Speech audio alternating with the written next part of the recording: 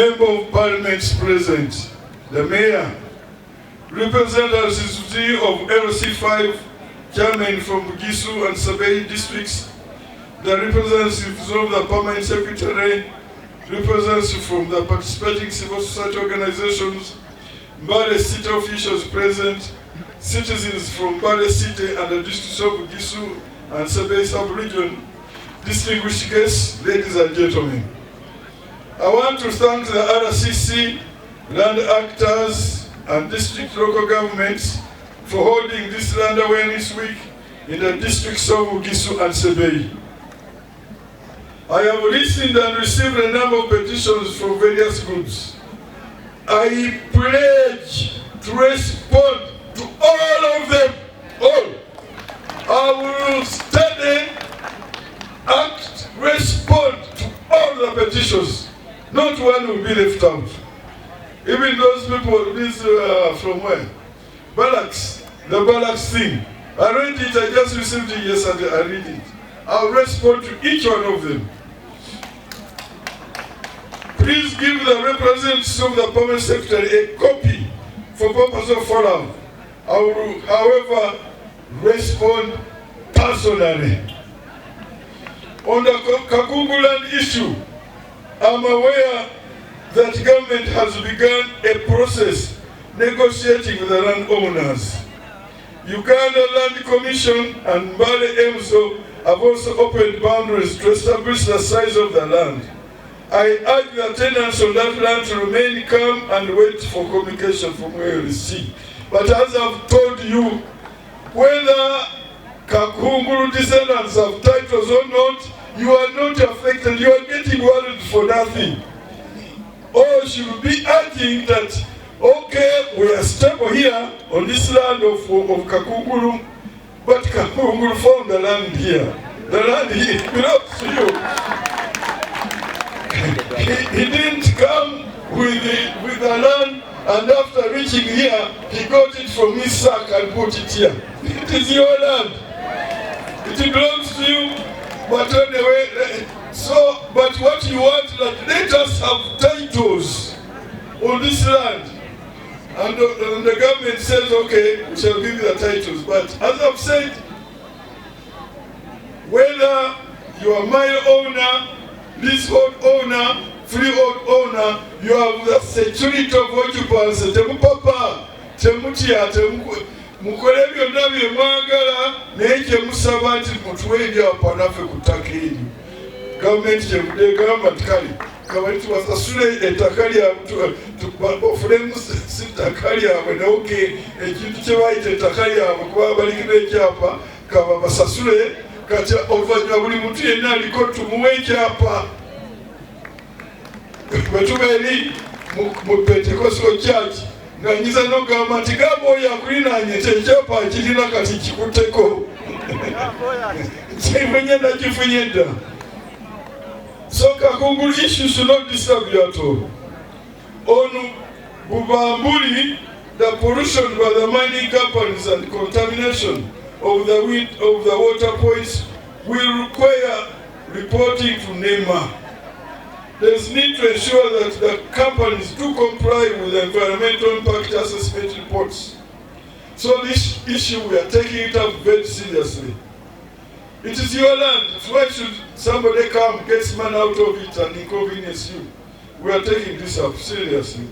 On the issue of encroachment on government land and the critical ecological mountain, Elgon National Park, we need to know that if we do not comply, then the landslides and land disasters shall continue to disturb us. Let us comply and protect these areas. The other, I think 2 weeks ago, I was telling the newsman that in 1962, because these slides were not happening, they are a recent occurrence. But in 1962, when we got independent, the entire Uganda, that's what I used to study in the books. We are only 6 million people. 62, 6 million people. Now we are 46 million, 40 more. So now people are cutting down trees for their survival, they are doing things they never used to do to environment. So we are saying, number one, we must import technology to ensuring that the land can be maintained. Number two, we must also exercise our exploitation of environment in a reasonable and harmonious manner. In other words, if you cut a tree, plant another. Don't cut and leave bare. There are tree seedlings which grow in a very short time. We must use this in the meantime because we know that the population will continue. But let us use it in a very educative manner, knowing that if we don't do that, we are destroying our environment, our lives. On the issue of clans, government has not yet registered any from Bugisu and survey as legal entities. In addition, it is unconstitutional to chase widows, divide the property among other male clans members, including chasing widows from their matrimonial home. I want to request that these sensitizations are done continuously to reach our people in the communities if we are to register customary land.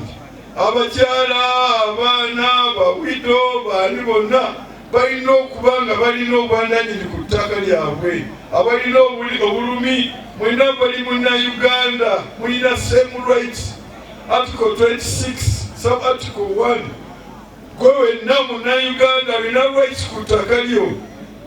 Omwami wafa windo naye abeere n'ebintu bye babikoze bombi, ne baba tebabikoze bombi mubadde mwembi. Sensitization eno erina okweyongera era eri recognized mu constitution. And I want to assure you nga bwe mukisabye okunyweza amateeka ku kintu ekyo kijja kukolebwa. Era nze I for one nja kubitulako ebyo byonna byonna nja kubisamalizinga ntwe.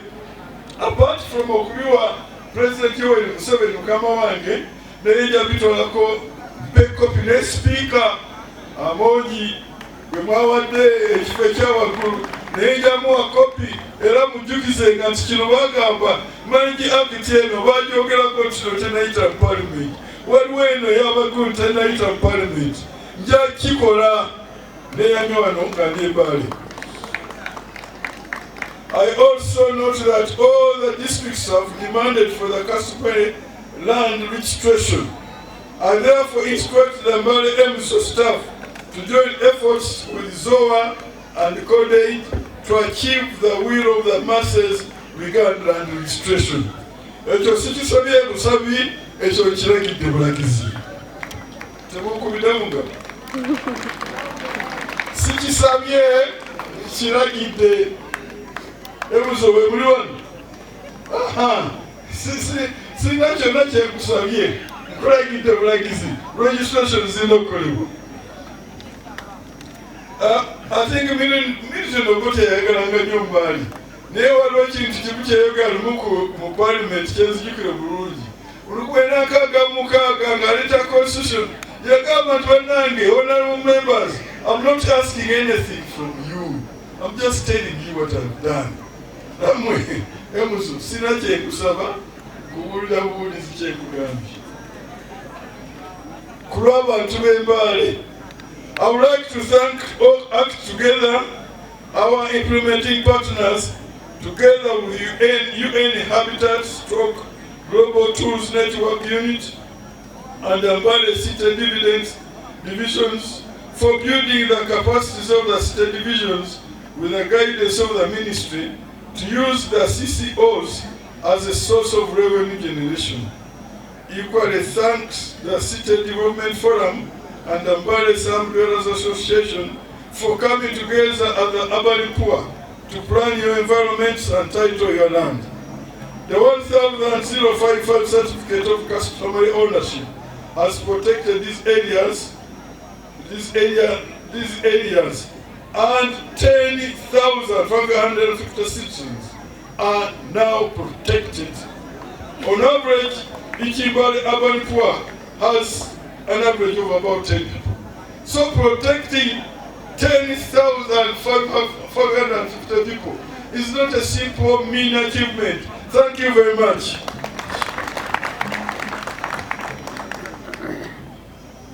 I therefore thank you for this good work.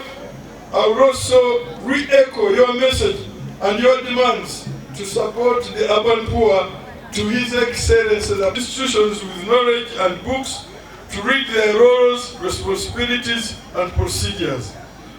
The Uganda book on land compiled by the ministry from my book and FM radio program is also a valuable source. Bazokwebaza mwami by'abantu bangi galama siraba mwalamira mobile oba alamira nkoko balamira ttaka. Nolwekyo ettaka ky'ekintu kyokka kye tulina, ekintu ekiri kugamba nti ndi Canada kati naye bwe mbanga nfudde muzangiyeyo waffe Mbale bwe bukulu bw'ettaka. Kati ekintu then President Museveni kyataddeko amaanyi ekisinga obukulu ye security ku ttaka. Security ku ttaka. Kumumpirako mu nkono. Ate ekikulu era kyaŋŋamba bwe nkwasa doketi eno tegeeza abantu rights zaabwe ku ttaka. Era ekintu ekyo kikoze mumpulira ku radio, mundaba ku televisioni, ku mawulire nga ntuukiriza eyo mukama wange Museveni kye yaŋŋamba abantu babuulire. Era bano nkirabye mu speech njagala kwebaza public mwami Oboyi. Obo agenze n'awuliriza speech zange ku radio. Zonna n'azike yasaawo ekintu ekyo. Nebazana bannange aba minisitule nga bakolewo Mbirobo ne New Vision abategeka okulaba nti kikolebwa. Era bwe nabadde jjo nga ni mu divisioni waliwo ekirala ekirala kye njagala okukola nga sinamalako kisanja kyange kino ekikwata ku ttaka nga kinnyonnyola ettaka kubanga ye security. Nga sinasoma eno speech eno ey'Oluzungu kamba nnyonnyole ettaka obukuumi bwabyo buli mu mitendera ena ndowooza. Kyekyo President bw'osoma constitution waliwo omutendera ogusooka gwegwo oguli mu article 237 sub article 8. Constitution lyetteeka erisinga amaanyi gonna mu mateeka gonna. Ekintu kyonna ekikootana nakyo kiba kifu. Constitution egamba nti ku ttaka obanga oli alinako ekyapa wa mayiro nga Kagulu bwe mugamba oba wa liizi oba wa freehold, omuntu asingako obukulu okwebyo byonna yali kuli ku ttaka. Oba muyite wa kibanja oba muyite mutaka oba muyite ki, kwegamba security of occupancy. Bw'oba oli ku ttaka tewali akukwatako. Esooka ti ko eya 22 February 2013 nti bw'okwata ku muntu oyo atudde ku ttaka olw'okuba talina kibanja nti olw'okuba olina ekyapa n'omukwatako bakukwate bakusibe bakuvunaanire mu kkomera togenda kuvaayo. Ekyo kiri mu directive ya President. Kugwali ku ttaka abo abakubuzaabuza nga bwe mpulidde nti olw'okuba ffe tulina obunafu ku mubiri olw'okuba tuli baavu guarantee, that's a constitutional guarantee. Era abo ababagobanya baba tebabakwata. President yagamba juzi nga ali eruweero olwo buba bunafu bwa local leadership.